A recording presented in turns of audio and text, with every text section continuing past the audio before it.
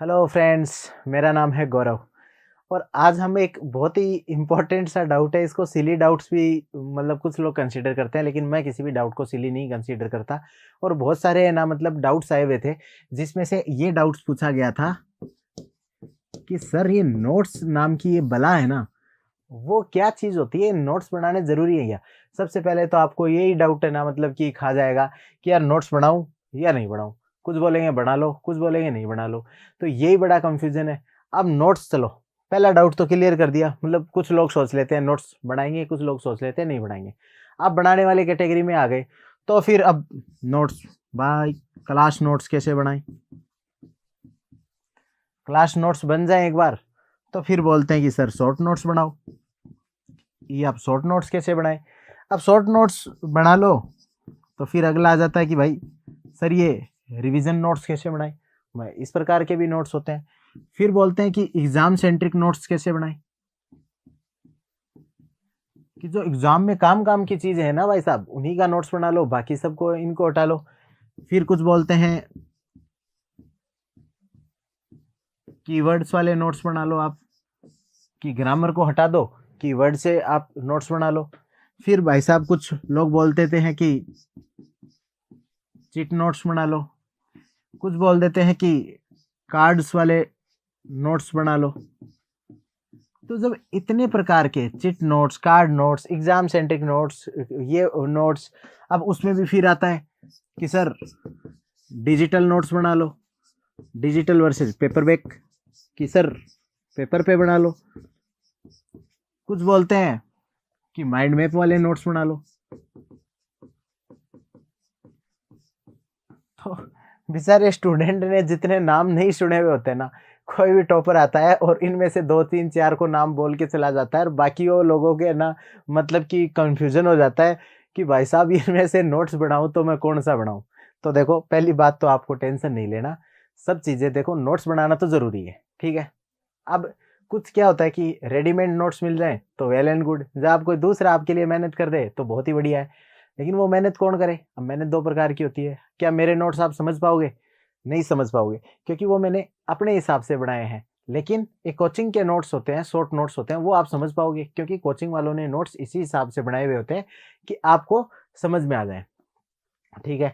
तो अब ये इतने सारे नोट्स थे, ये अलग अलग। अब ना नोट्स के पीछे की कुछ साइंस होती है। ऐसा नहीं होता कि कोई भी काम आया हवा में ही काम स्टार्ट हो गया होगा। उसके पीछे की कुछ साइंस होती है, उसको भी हमें ध्यान में रखना पड़ता है। तो आज हमारा जो फोकस रहेगा ना, वो रहेगा क्लास नोट्स कैसे बनाएं, ठीक है। फिर ये जो सारे नोट्स है ना, वो सारे नोट्स में बनाने आपको सिखाऊंगा। और है ना किस तरीके से आपको नोट्स बनाने हैं। लास्ट में आपको देखो एक तो मतलब कि बहुत ही ना मतलब एक और भी नोट्स बनते हैं माइंड मैप्स के अलावा, निमोनिक्स वाले नोट्स, ठीक है। तो वो निमोनिक्स वाले नोट्स, तो उसमें तो आपको और भी लगेगा कि ये क्या नई चीज़ है। तो अब देखो, मैं आपको एक पहले तो मेरा एक नोट्स है, उसका मतलब मैं बताता हूँ कि मेरा नोट्स क्या है। आपने मतलब कि अपनी लक्ष्मीकांत वाली बुक पढ़ी होगी, उसमें एक फेडरलिज्म नाम का टॉपिक है, और जो हिंदी में संघवाद बोलते हैं जिसको ना, तो उस टॉपिक का मैंने नोट्स बनाया एक, और उस नोट्स को मैंने ऐसे बना दिया,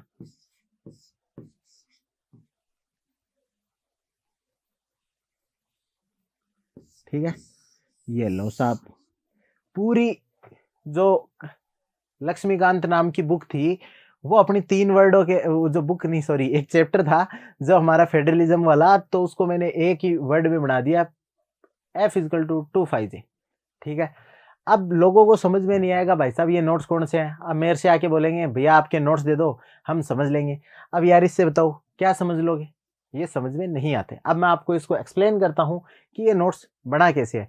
ये केवल मैं आपको यही चीज समझाने के लिए कि बहुत सारे नोट्स होते हैं, कीवर्ड के, एग्जाम सेंट्रिक के, निमोनिक्स के, माइंड मैप्स के, चिट नोट्स होते हैं, कार्ड नोट्स होते हैं, शॉर्ट नोट्स, रिविजन नोट्स, जो डिजिटल नोट्स होते हैं, कुछ माइंड मैप्स होते हैं, कुछ फोटोग्राफिक नोट्स होते हैं, अलग अलग मेमोरी के अलग अलग पार्ट्स होते हैं, उनको हैंडल करने के लिए होते हैं। तो अब ये सारी चीज़ें हम एक एक करके इसमें जुड़ते जाएँगे। आप लगातार इसको देखते रहिए अपने इस पे, तो अलग-अलग प्रकार के नोट्स मिलेंगे। अभी मैं आपको एक बता रहा हूँ, ये होते हैं अलग ही प्रकार के नोट्स।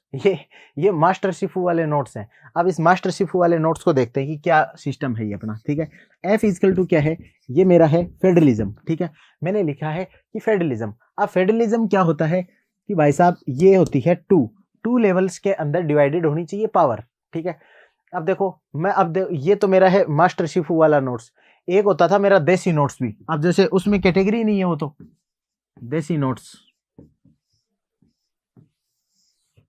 अब ये देसी नोट्स क्या होते हैं? देसी नोट्स होते हैं आपने जो भी कोई चीज पढ़ी उसका एकदम सिंपल वर्जन, मतलब एकदम देसी वर्जन। अब देसी वर्जन क्या होता है? अब जैसे कि अब ये फेडरलिज्म संघवाद है, इस चीज को मैं ना मतलब कि कैसे याद करता हूं, मैं ऐसे याद करता हूं कि एक पेरेंट्स है, पेरेंट्स के 2 बच्चे हैं, दोनों बच्चों को उन्होंने क्या कहा कि ये ले तू 60 रुपए ले, तू 40 रुपए ले, तुम दोनों मार्केट में जाओ, अपने अपने लिए चीजें खरीद के लाओ, एक दूसरे के पैसे छीनने नहीं है। और उनके साथ एक जिन को भेज दिया, ठीक है, कि जिन तू साथ में जाएगा, जो भी इन दोनों में से एक भी यदि इनके मतलब कि इन दोनों में से एक दूसरे के पैसे छीनेगा उसके चट्टू लगा देना। बस ये अपना देसी कंसेप्ट है फेडरलिज्म का। अब जो पैसे दिए मतलब पावर दी, पावर है ना वहां पे किसने दी? पेरेंट्स ने दी। यहाँ पे कौन दे रहा है? जो हमारे कॉन्स्टिट्यूशन दे रहा है। वो 2 बच्चे कौन थे? एक राज्य सरकार, एक केंद्र सरकार, दोनों को कुछ दे दिए। जैसे कि सेंट्रल जो लिस्ट में जो पावर थी वो किसको दे दी? केंद्र सरकार को। जो स्टेट लिस्ट वाली पावर थी वो किसको दे दी? राज्य सरकार को, कि जाओ तुम शॉपिंग करके आओ। तो शॉपिंग करने का मतलब है जाओ तुम उसके ऊपर कानून बनाओ, और उस कानून में यदि एक दूसरे के कोई कार्य क्षेत्र पे हस्तक्षेप करेगा, वहां पे एक जिन दे दिया, जो जिन क्या करेगा? दोनों के चंटू लगा देगा कि ना इधर उधर मतलब बातें मत कर।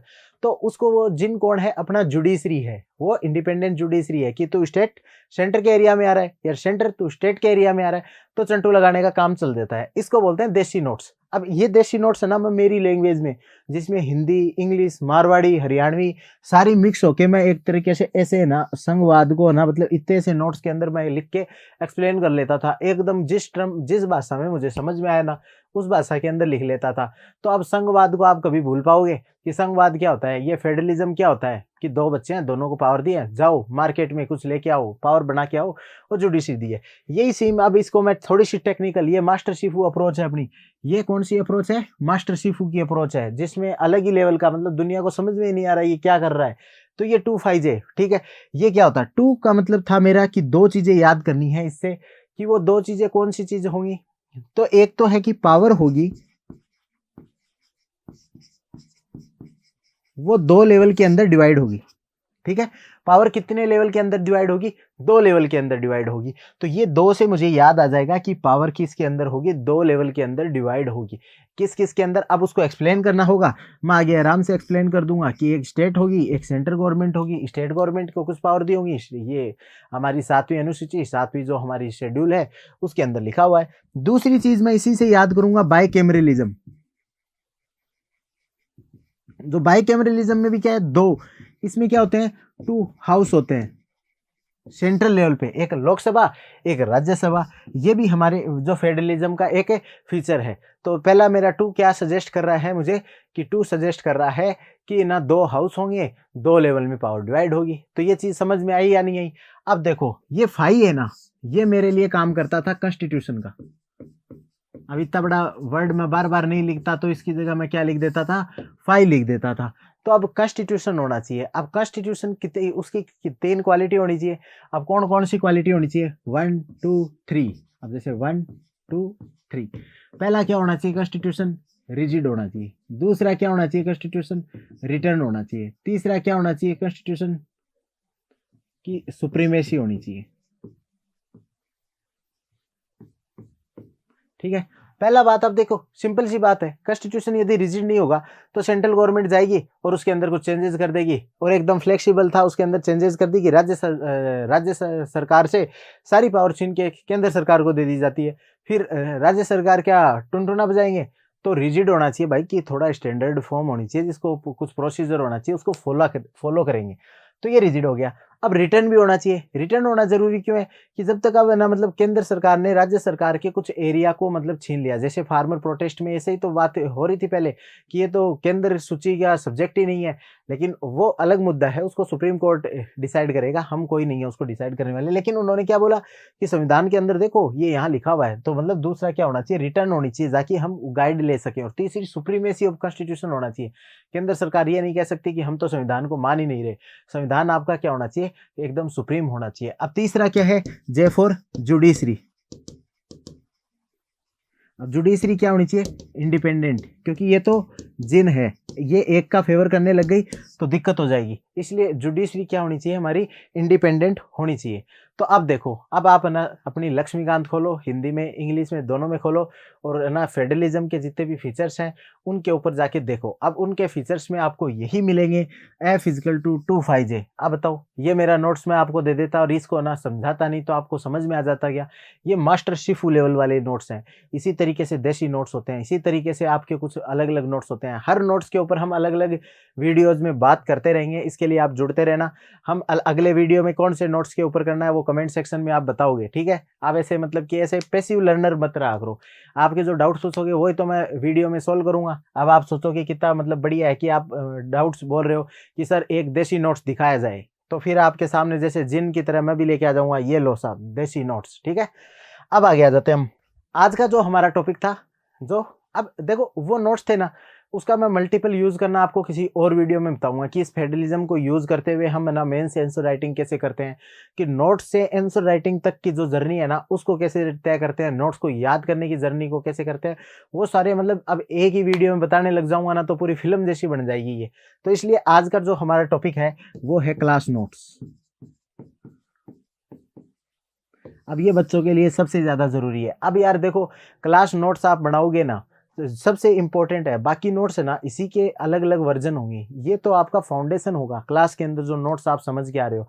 तो उसको समझने के लिए बच्चों को ये नहीं पता होता क्लास नोट्स क्या होता है। मैंने देखा बच्चे ने ये लो साहब A4 साइज शीट ली है, यहां से लिखना स्टार्ट करेंगे और जब तक है ना नीचे भर नहीं जाए ना, मतलब इंडिया वाले जैसे लोग होते हैं ना, नीचे भर भी नहीं जाए ना, लाइन से नीचे लाइन भर के रख देते हैं, फिर उनको नोट से खुद से ही ऐसे लगता है कि भाई साहब ये तो कोई मछली मार्केट जैसा लग रहा है। तो आपको बिल्कुल मछली मार्केट वाले जो नोट्स है ना वो नहीं बनाने, आपको नोट्स बनाने कायदे के। कौन से नोट्स बनाने? कायदे के, जिसमें थोड़ी ना समझदारी हो, ठीक है?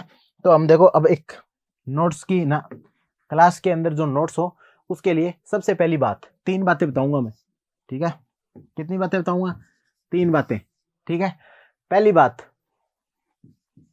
ठीक है, पहली बात है कि A4 साइज जो ब्लैंक पेपर आते हैं ना,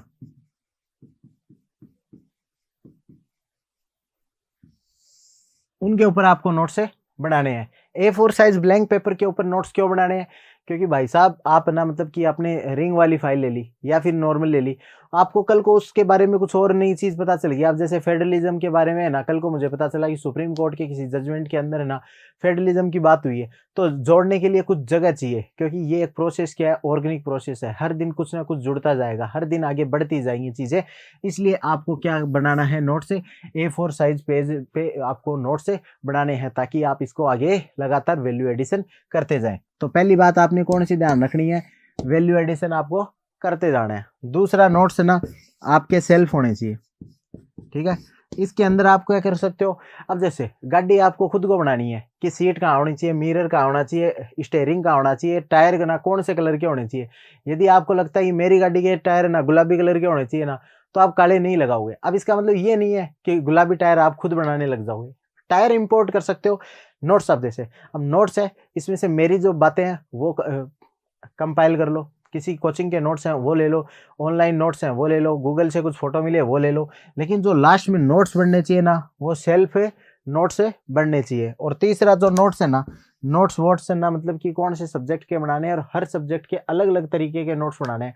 अब वो पहले वाले जो नोट्स थे ना उसमें टेबल नोट्स तो मैं भूल ही गया कि टेबल नोट्स बनाने भी सिखाऊंगा। तो ये जितने भी नोट्स है ना उन सब के नाम लिख लो, और जिसको ना जैसे नोट्स से आप जो सबसे ज्यादा कमेंट सेक्शन में आएंगे ना उनमें से, तो उनके ऊपर हम बात करेंगे, ठीक है? फिर अगले टेबल में तो फिर है ना अलग अलग डिफरेंट नोट्स बनाने हैं आपको, डिफरेंट सब्जेक्ट, डिफरेंट स्ट्रेटेजी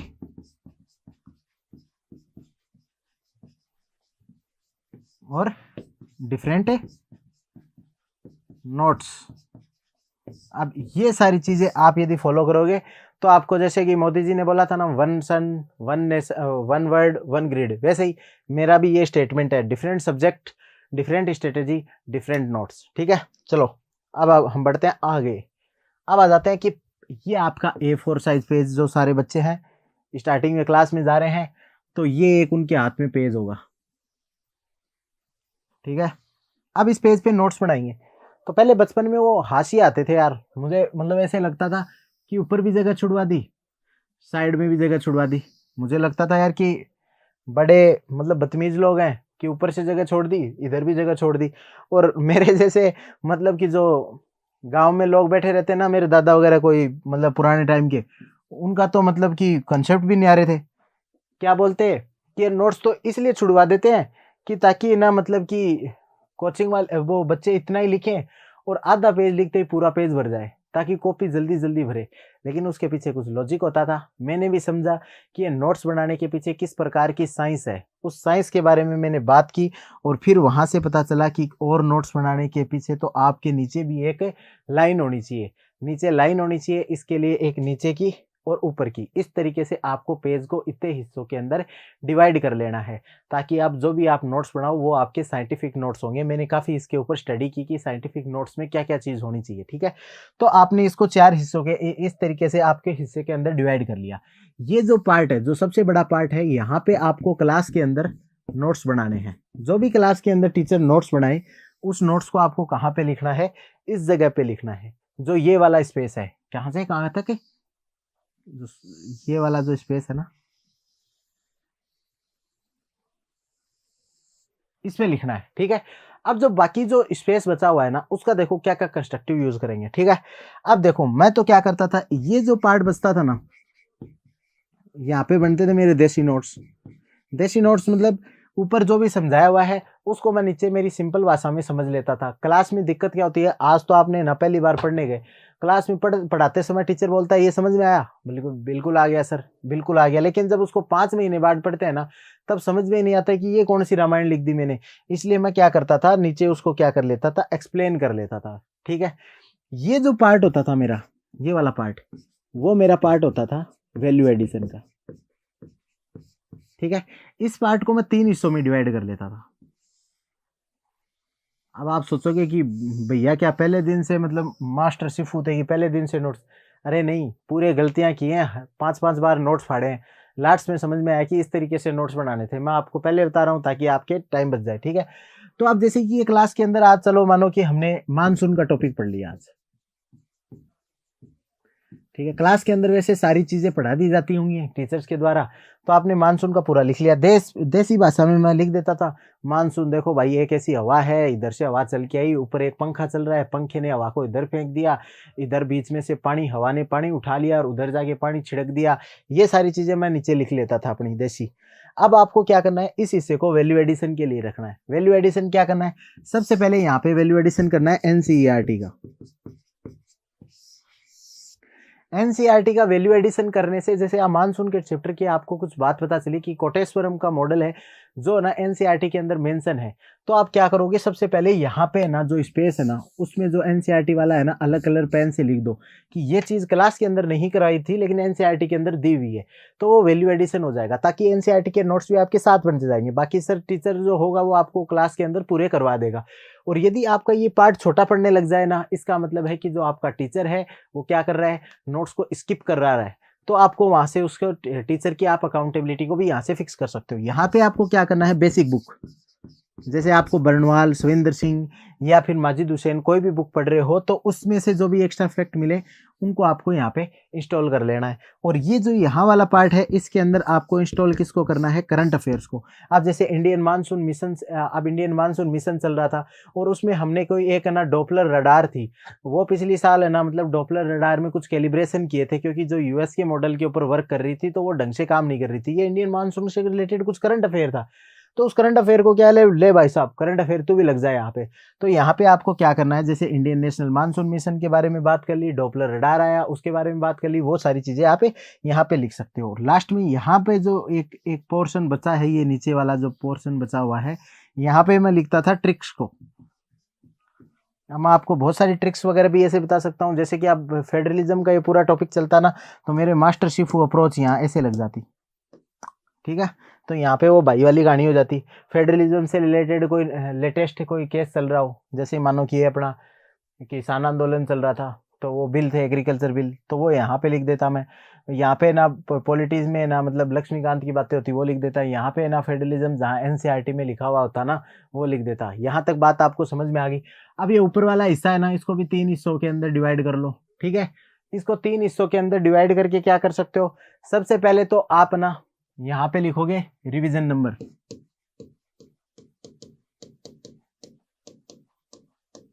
कि 1 2 3 4 5, ठीक है। अब जितने ज्यादा इस नोट्स को पढ़ते जाते हो ना, तो उसको काटते जाओ, 2 3 4 5, जितना आप काटते जाओगे आपको पता चलता जाएगा। जनरली क्या होता है स्टूडेंट के साथ कि ना, किसी भी सब्जेक्ट के पहले 2 चैप्टर तो बड़े शानदार तैयार होते हैं, आगे आज जैसे जैसे चैप्टर बढ़ते जाते हैं वो कमजोर होते जाते हैं, तो वो कमजोर नहीं करने हैं। इसके लिए क्या करना है, हर पेज के ऊपर लिखना है कि इसके कितने रिवीजन हो गए। फिर आपको पता चलेगा एक पेज को तो आपने 5 बार पढ़ लिया, लेकिन कुछ पेज ऐसे हैं जिनको एक बार भी नहीं पढ़ा। तो यहाँ पे आपको कोने पे क्या लिखना है, रिवीजन नंबर आपको लिखने हैं, ठीक है। यहाँ पे आपको क्या लिखना है, सब्जेक्ट के अंदर, सब्जेक्ट के अंदर जैसे कि मैं अब जैसे मानसून को लिखना होता तो मैं क्या लिखता इसके अंदर, कैसे लिखता, ज्योग्राफी, ज्योग्राफी का सब पार्ट है भाई इंडियन ज्योग्राफी, इंडियन ज्योग्राफी का एक सब पार्ट है क्लाइमेटोलॉजी, क्लाइमेटोलॉजी का सब पार्ट है एक रेनफॉल, रेनफॉल का सब पार्ट है भाई मानसून, और ये टॉपिक चल रहा है, ठीक है। इस तरीके से आपको मतलब एक माइंड मैप बना, मतलब ऐसे मतलब बता देना है कि ये जो टॉपिक चल रहा है वो हमारे सिलेबस में एग्जिस्ट कहाँ करता है। मतलब इससे क्या होगा, आप आउट ऑफ द सिलेबस चीजें पढ़ने लगोगे ना, तो आपसे ये डायग्राम बनेगा ही नहीं, और जैसे ये डायग्राम नहीं बनेगा आपको समझ में आ जाएगी ये चीज तो भाई सिलेबस के अंदर है ही नहीं, टीचर हमें गलत पढ़ा रहा है। तो इस चीज से आप ना ये इस चीज को यहाँ पे कर सकते हो। और ये वाला जो पोर्शन होता था ना, वो होता है कनेक्टिविटी के लिए। अब कनेक्टिविटी क्या होती है भाई साहब, कनेक्टिविटी होती है कि एक ही टॉपिक है ना मल्टीपल सब्जेक्ट में एग्जिस्ट करता है, और यूपीएससी क्या डिमांड करती है आपसे, मल्टी डायमेंशनल उत्तर लिखो, बहुआयामी उत्तर लिखो। अरे बहुआयामी उत्तर कोई बच्चे के दिमाग में थोड़ी ना आते हैं, कहाँ से आएगा वो, इस वाले पोर्शन से आएगा कि कनेक्टिविटी ना, मतलब कि एकदम उसकी अच्छी। अब देख कनेक्टिविटी का कैसे, अब जैसे मानो कि मैं एग्रीकल्चर की बात कर रहा हूँ, ठीक है, यदि एग्रीकल्चर के नोट्स होते तो इसकी कनेक्टिविटी किसके साथ होती भाई साहब, कि इकोनॉमिक्स में आता है उसके साथ भी कनेक्टिविटी है, इन्वायरमेंट में भी एग्रीकल्चर की कनेक्टिविटी है, ज्योग्राफी में भी इसकी कनेक्टिविटी है, और इनके भी सब टॉपिक्स के साथ में अलग अलग कनेक्टिविटी देख सकता था। जैसे मानसून है तो उसको ना मैं क्लाइमेट के साथ देख सकता हूँ, मानसून को मैं एल नीनो के साथ देख सकता हूँ, तो मैं मानसून को ज्योग्राफी के सब पार्ट्स के अंदर ही बहुत सारों के अंदर देख सकता हूँ। फिर मानसून को मैं कल्चर के साथ जोड़ सकता हूँ, मानसून को मैं इकोनॉमी के साथ जोड़ सकता हूँ। तो यहाँ पे आप लिखिए कि उस टॉपिक की कौन से अदर टॉपिक्स के साथ कनेक्टिविटी हो सकती है। इस तरीके से जब आप लिखोगे तो आपको पता चलेगा कि आपकी कनेक्टिविटी बनती गई। इस तरीके से आप ना यदि क्लास नोट्स बना लिए ना, तो यूपीएससी आपके लिए थोड़ा सा आसान हो जाएगा। देखो मैं ऐसे तो नहीं बोल सकता एकदम जिंगा लाला हो जाएगा, लेकिन आपके लिए बहुत अच्छा होगा। क्यों? क्योंकि यहाँ से आपकी मेन सेंस राइटिंग स्किल्स बढ़ जाएंगी, क्योंकि आप कनेक्टिविटी बढ़ा रहे हो। यहाँ से आप सिलेबस के अंदर रहोगे, यहाँ पे आप मल्टीपल रिवीजन करते रहोगे, यहाँ पे आपकी बेसिक बुक्स भी कवर होती रहेंगी, यहाँ पे एनसीईआरटी कवर हो जाएंगी, यहाँ पे करंट अफेयर से आप ना मतलब करंट से करंट लगाने वाला आपने वीडियो जरूर सुना होगा, तो यहाँ करंट से आप करंट लगा दोगे, यहाँ ट्रिक लगा के आप ना मतलब दुनिया को दिखा दोगे कि मेरी ब्रेन की क्या पावर है। देसी नोट्स बना के आप ना अपने आप को समझा पाओगे। तो इस तरीके से ये अपना एक जो ग्रांड नोट्स बनने वाला है ना, इसको बोलते हैं भाई साहब की क्लास के अंदर नोट्स कैसे बनाएं। होप कि आप ये सब समझ गए होंगे। हम आगे वाले सेक्शन में कौन कौन से नोट्स बनाएंगे उनके ऊपर की बात जब भी करेंगे जब आप इनमें से बताओगे कि कौन से नोट्स बनाने चाहिए। अब इसमें जैसे और भी नए ऐड हो गए देसी नोट्स, ठीक है भाई साहब, इसमें कौन से मास्टर शिफू वाले नोट्स, ठीक है, और भी इसमें पिक्चर्स वाले नोट्स। आपको पिक्चर्स वाले नोट्स की भी मैं एक फ़ोटो दिखाऊंगा। मेरे जो ऑप्शनल सब्जेक्ट था उसके मैंने पिक्चर्स वाले कुछ नोट्स बना रखे थे, तो उनकी भी। अब ये इतने सारे नोट्स हैं, अब अगले टॉपिक अगले जो वीडियो आएगा उसमें हम कौन से नोट्स के ऊपर बात करें वो आप मुझे बता देना। और तब तक के लिए बाय, आपको ऑल द बेस्ट आने वाले एग्ज़ाम के लिए, और जय हिंद।